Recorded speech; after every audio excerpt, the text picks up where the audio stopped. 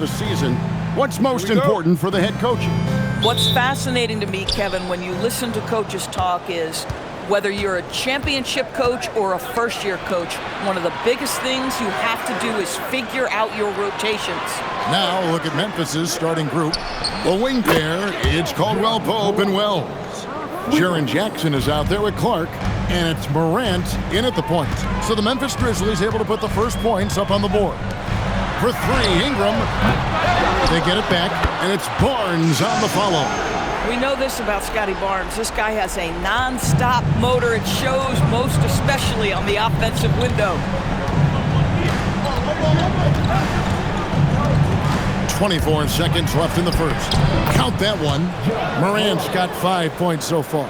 And I like to see this. They're calling his number early, and he's delivering. They know that if this guy goes off, their chances of winning rise exponentially.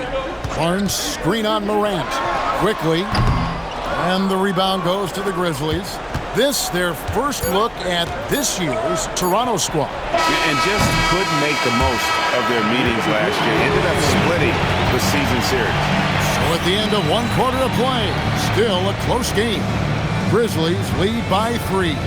And don't go away. We'll be back with the action for the start of the second quarter in just a moment.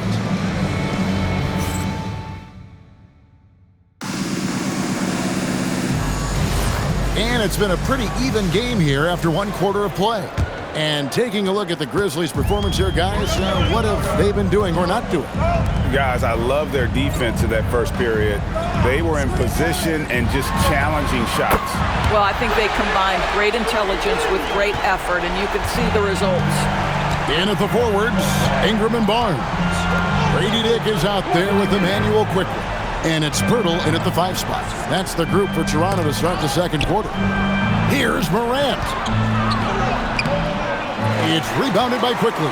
You'd rather see him dunk that. Impose your will if you can. Ingram passes to Dick. Down low. And slam dunk by Ingram.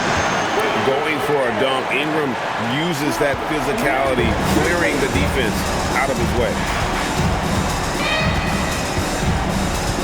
Morant outside. That shot, no good. 1 second left. No good on that one. And a close game so far through the first 2 quarters as we reach halftime.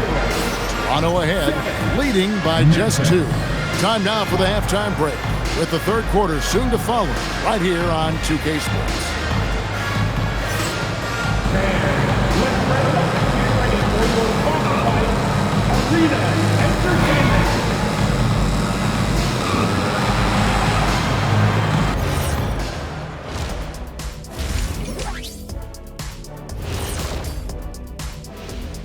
Hello there, folks. Toronto Raptors and our featured matchup, which has not disappointed.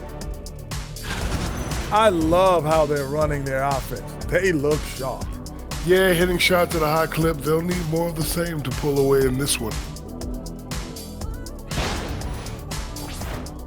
Okay, switching gears. Let's take a look at the Eastern Conference standings thus far. Well, I think for the Raptors, they started this season on the right foot. Something we kind of expected, given their offseason. We'll see if this is a pace they can maintain as the year rolls on. And that's a halftime wrap. Let's get back to the second half with the call by Kevin Harlan and the crew.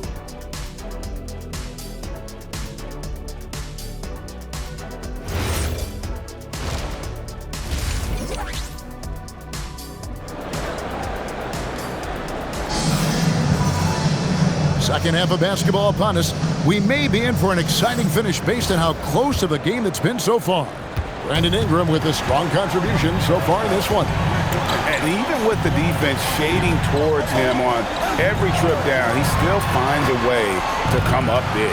Well, he knows they're coming for him, but he's accustomed to that kind of attention, and he's quite comfortable dealing with it. Starting the second half, here's Tomas Isilow's foul. The front court is Wells and Jackson. Morant and Caldwell Pope are their guards. And it's Clark in at the 5 down low. Inside, here's Pirtle. Good, and it's Barnes picking up the assist. Pirtle's got the lead up to 4 now for Toronto. And so Morant will bring it up for the Memphis Grizzlies. And at home for the next game, it'll be Detroit pulling into town. That'll be the first of 4 played at home for him. Jackson misses. Here's Toronto. Ingram with it. He's got 5.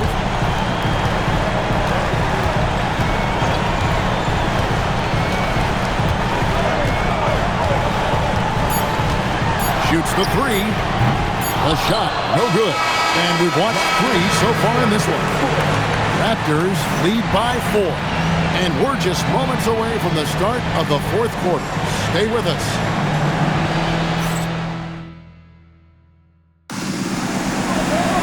And I know I speak for all of us when I say I can't wait to see what kind of finish awaits us here in the 4th quarter. The post pairing, Barnes playing alongside Pirtle. Emmanuel quickly out there with Dick. And it's Ingram in at the small forward position. So that's the 5 in the game for Toronto. And now we've got the intentional foul. Jaren Jackson Jr. First personal foul. First team foul.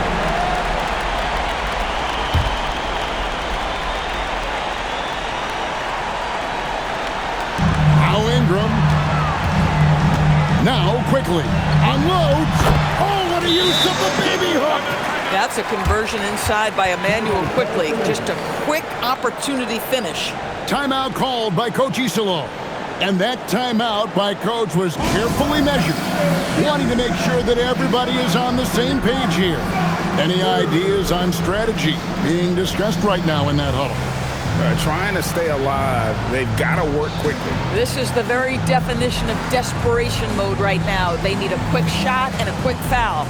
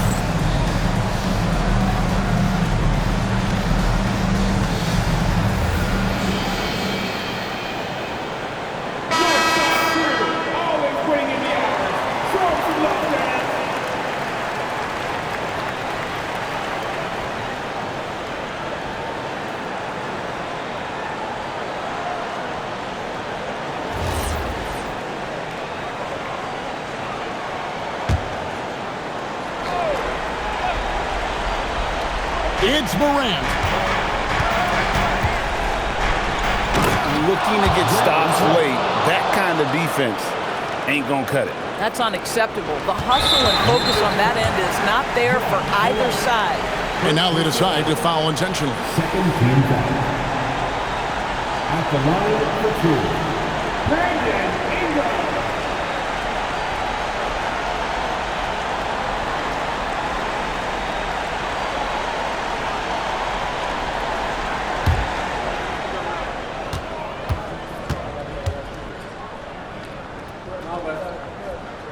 First free throw is good, and that puts them up by 5.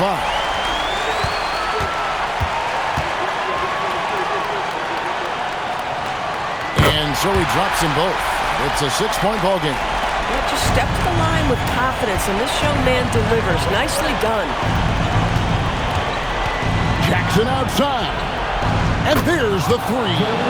And that's a player with no fear. Jackson steps to the forefront, goes out and gets them a massive bucket. And they need to stop the clock, so there's a foul. You have to foul, but I'm sure they would have liked to foul someone different. And then more quickly. 2 shots.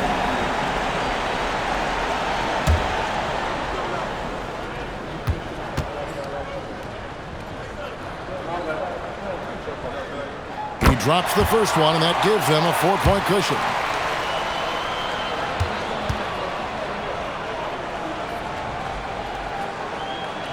So he goes 2 for 2 at the line, and it's a 5-point game. He knew what on those foul shots and didn't mess around, making this a two-possession game. Now a timeout called by Memphis. There's 21 seconds left in the fourth quarter. What do you think Coach's focus is going to be here? No time to waste here. Quick bucket and a foul. Everybody has got to be in the exact perfect position defensively, and execution has got to be on point. Right now, let's take a second to catch up with Allie LaForce on the sidelines. Over that last break, I was able to catch the message that Memphis's coach was giving to his team. Clearly, there's no doubt in the coach's mind. He told his guys, look, we're in this. All it takes is a couple of stops and a couple of buckets. It's yours for the taking. Now go out there and take it. I like his confidence. Guys? And as always, Allie, great job. Thank you.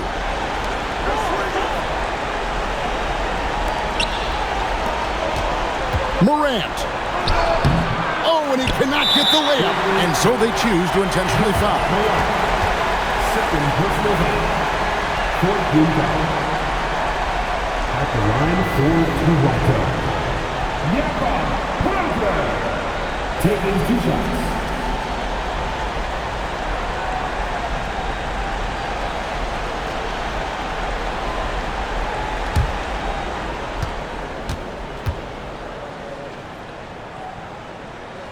He hits the first one, and that increases their lead to 6.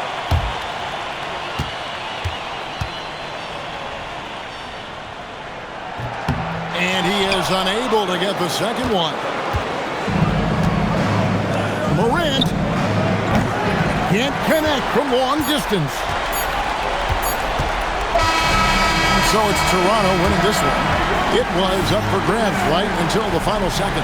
Yeah, and for me, Kevin, what stood out is just the overall trust this group has in one another when it matters most. Doing what had to be done and to send these fans home happy. Now let's send it over to Allie LaForce on the sideline with our player of the game. Allie, take it away. Brandon, hot shooting for you tonight. Where do you get that confidence level to take over like this? Just coming in, working on my routine every single day. I think my teammates put me in a really, really good position to step into shots and give me confidence on the basketball floor to shoot the ball, and also give them the basketball to do whatever they want on the floor to create and make something happen. So confidence comes from my teammates. And you've been a great teammate as well. Guys, back to you. As always, Allie, we appreciate it. And that's going to do it tonight, folks, for our broadcast. So for Doris Burke, Greg Anthony, and Allie LaForce, I'm Kevin Harlan saying thanks for joining us. We'll see you next time.